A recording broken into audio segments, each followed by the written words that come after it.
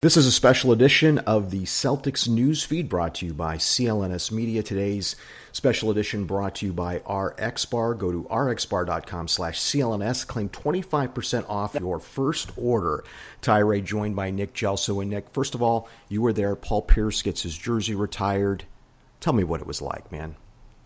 Oh, my God. It was surreal, Ty. You know, I always talk about the Bill Russell statue dedication. I always kind of put everything next to that in my book of greatest moments, and that was right alongside of it. But did you notice last night, and last night being Wednesday night, the Celtics flopper again versus the Clippers, and prior to the game, Doc Rivers mentioned something you and I were kind of talking about, which was without Paul, I think there was only one mention of Red Auerbach, without Paul coming back on the court and making a point to do it. And Doc said, he praised how great the franchise is. And I love when Doc says things like that, and he's working for another franchise, right?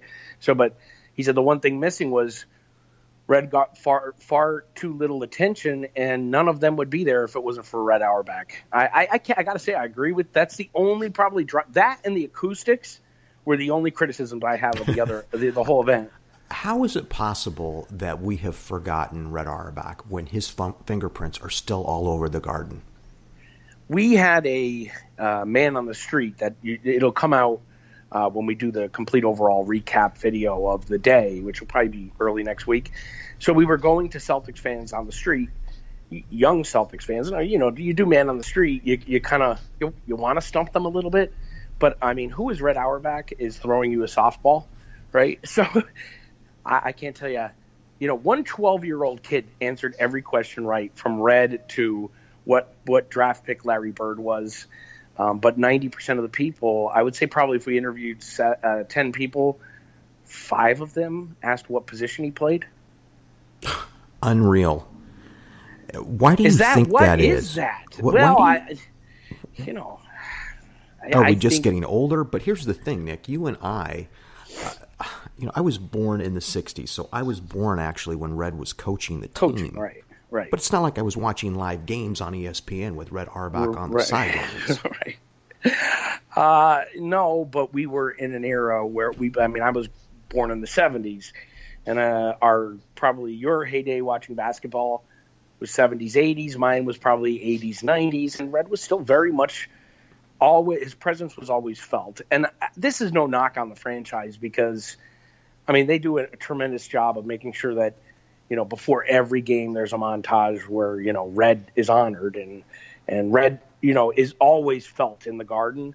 But on this one occasion, and I think it was also because so few of the legends, unfortunately, are healthy, the old-timers, that really the only people there from the legend side of it were Satch. Yeah. Tommy wasn't there. It was sad. Tommy did that great tribute to Paul, though, that Grandy wrote. Satch Sanders, I'm trying to think of who else was there besides like Doc, KG, Rondo. Rondo's not a legend. Max was honored. But Parrish no Rondo. Was there. Robert Parrish Chief was there. Yeah, well, Chief. He'll give it any. And I'll tell you what, Ty. One of the biggest, the acoustics were so bad. So we have footage of it where the acoustics are better, but where the media was stationed, the acoustics were so bad that you couldn't nearly hear unless Gorman was talking because he's so good at enunciating. And when they announced the Chief, three-time champion, I think he actually won 4 or whatever, Hall of Famer Robert Parrish, the entire Garden started chanting Chief like in the 80s. Remember when they remember? Like I remember being a kid and saying to my brother, "Are they booing him?" Because I couldn't make out what they were saying. He's like, "No, it's his nickname, Chief." And it was like going back in time.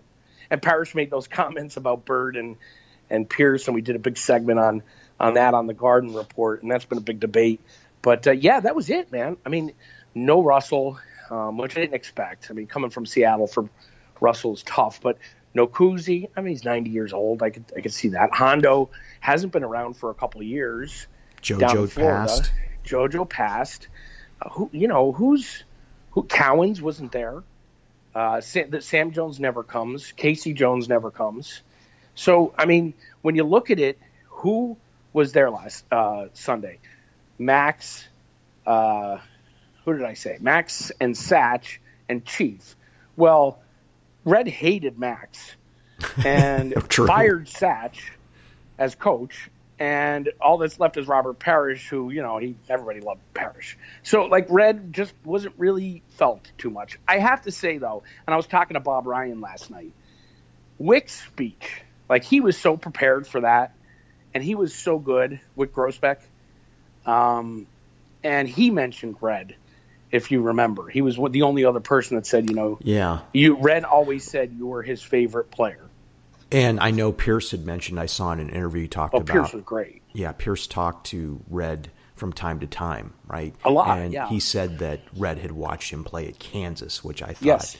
I thought it was great for Pierce to have mentioned that. And I guess it saddens me that Red gets smaller in the rearview mirror as time goes by, as I guess all legends do. But really, I hope fans look up in the rafters and see those banners and see the numbers that are retired and realize that Red is responsible for that. And also realize that I think now with Paul, there's 23 numbers.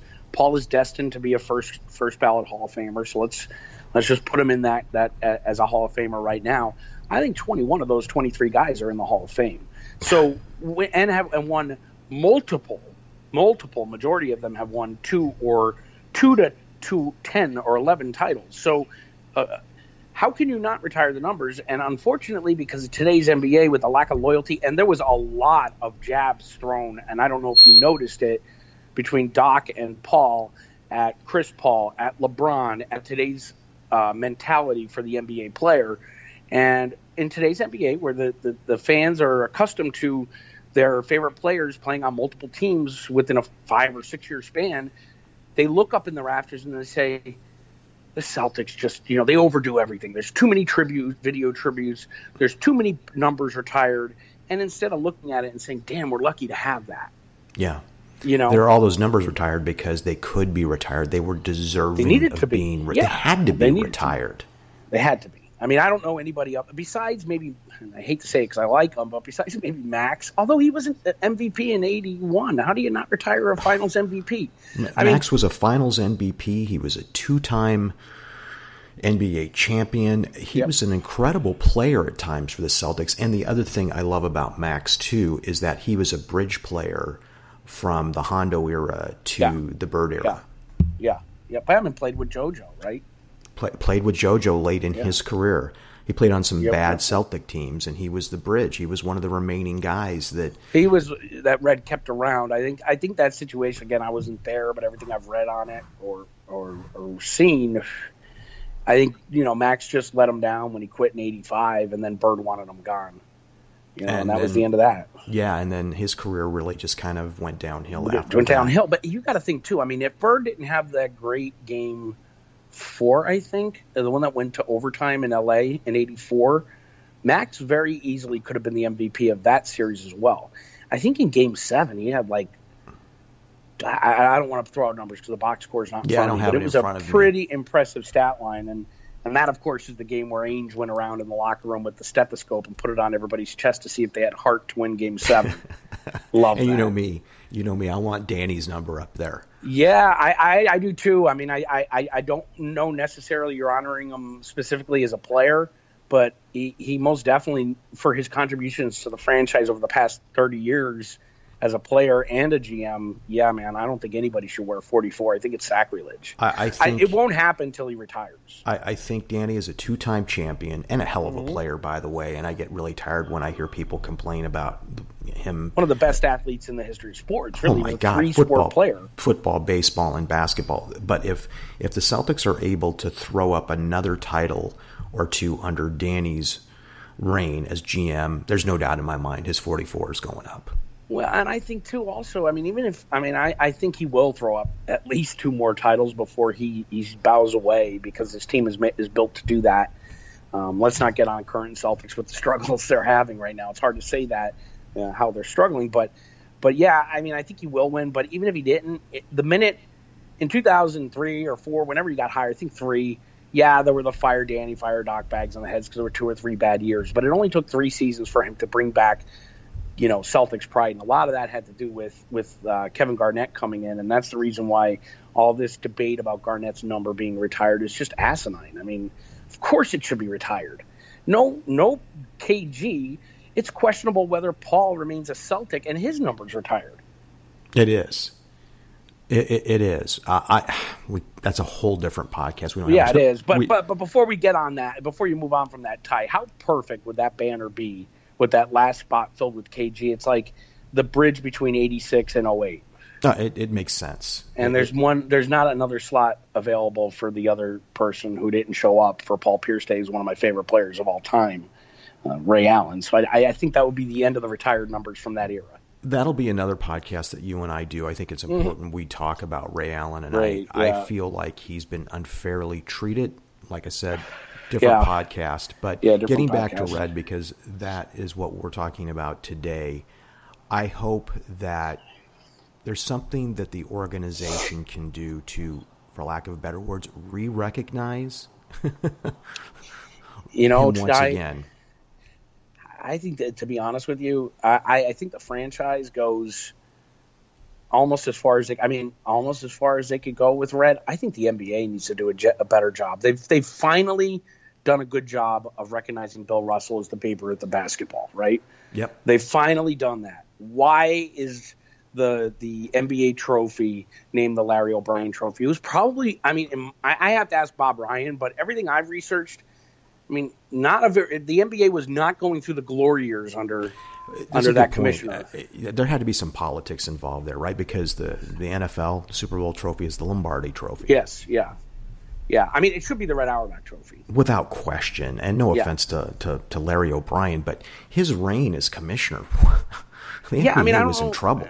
I guess you could look at him, and this is another topic, which I'd love to get into at some point on these mini pods. But he did survive and allow the NBA to come through after the merger with the ABA, which, you're merging a lot of crazy different styles of players and everything else. And he did navigate all that, but I don't know what he did otherwise. The NBA in the late 70s was known more for cocaine and prostitutes than it was for... It was horrible.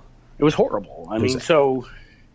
I don't see why Larry... I never understood it. I'd be better off with it being the David Stern trophy, because he's really... That's another topic we could do. He's really the savior of the NBA, not Larry O'Brien. That's correct. And the fact that Red isn't recognized for the greatness and for establishing the league and putting it on the map and all the historic landmarks that were accomplished by the Boston Celtics that made the league what it was, that laid the foundation for the NBA. Invented the fast break, dude. Invented the fast break, and oh my God, the arguments. First player to go ahead. Can I tell you the arguments I've gotten into with guys in recent days about how the NBA is so much better today than it was back then, and Bill Russell was playing against plumbers, and Bob Cousy only dribbled with one hand. It's so funny. It's unbelievable. Someone said that to me last night while we were filming Bob Ryan podcast, and a young person, and I said, how could you say that there were only 8 teams then? You want to talk about talent stacking now. Every single team in the NBA had superstars because there were only 8 teams, right? The playoffs were only 3 series, first, second, and finals, because there weren't enough teams. I'm pretty sure there were only. You might have to Google that, but the expansion started with the Bucks, I think. So maybe there were 9. No, so that's after Russell, right? No, because I'm trying to think, when did the Big O go to the Bucks? Late 60s. So it might have been the tail end of Russell's career. So, if you think about it, although, yes, it was a smaller league, it was a different played league. You had a team with Wilt Chamberlain, Jerry West, Elgin Baylor. But they couldn't play in today's game. That's what I'm hearing. Well, you know what? Maybe if you were to take them then and put them against the players now, maybe they'd lose. But if you were to take the players now and put them, let's put it this way: they had the physical abilities to compete today. The game hadn't evolved to the point where it is today, for you to be able to look back at archive footage and say, yeah, Elgin Baylor could have competed with Michael Jordan, which he could have, right? He could have. You couldn't Nick, say that because the footage. We got to go. That's Long live Red.